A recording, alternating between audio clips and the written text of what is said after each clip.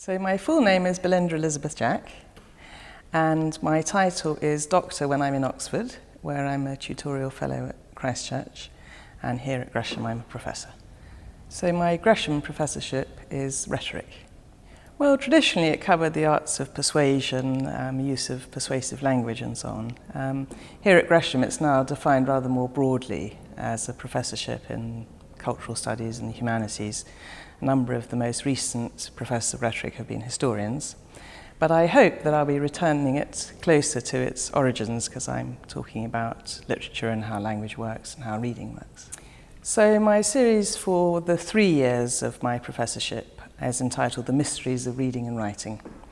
In my first year, I explored reading from various different points of view in terms of its history, from reading notches on bones, which was the very beginning of deciphering written language, through to text messaging, and also looking at the 18th century as the moment when the novel takes off and everyone starts to read novels. That's the big new literary craze. This year and next year, I've picked a selection of novels, plays and poems, and I want from different countries and different periods, and in relation to each text I want to explore a different theme. So we're starting with the novel.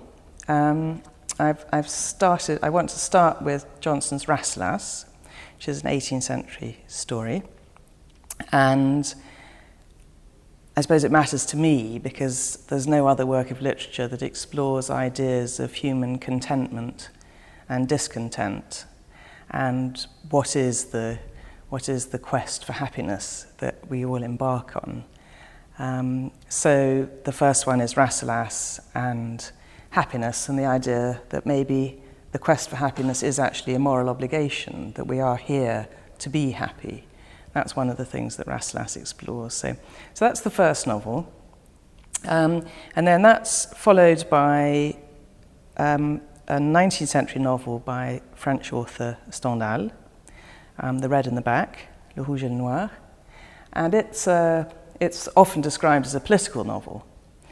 And one of the great things about the novel is that it's a fantastically sort of baggy genre. You can stuff almost anything into it. So from looking at questions of happiness in the first text, my lecture on Le Rouge et le Noir is really about, can the novel get to grips with political history? Can it actually show us truths about what political history is, how different people have dealt with different kinds of questions of power and so on in the novel? So that's the second one. For the third one, it's perhaps slightly self-indulgent because I've chosen a text by Georges Sand, and I wrote her biography a few years ago, and I suppose I've been fascinated by her all my life.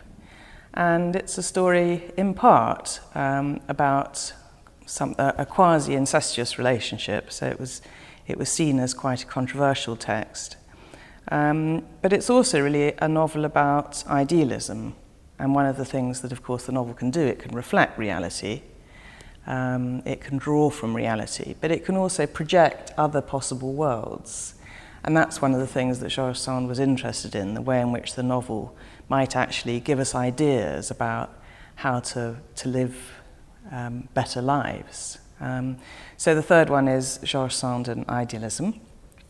And then, of course, one of the things that the novel is supremely good at is exploring human psychology, because you can get inside the head of a character in a novel in the way you can't necessarily in a poem, say.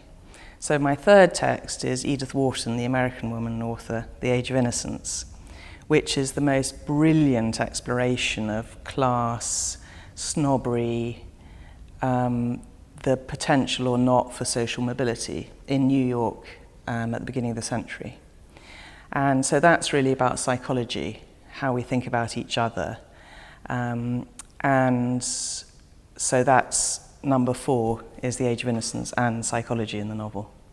And the next 4 are on poetry. So my 5th and 6th lectures, I'll move on to poetry. And part of the idea, as I say, is to explore how different literary genres work. What can you do in a novel that you can't do in poetry? What can you do in poetry that you can't do in the novel? So I've chosen Gray's Elegy because I think it's one of the most moving, profound, and very beautiful poems in the English language.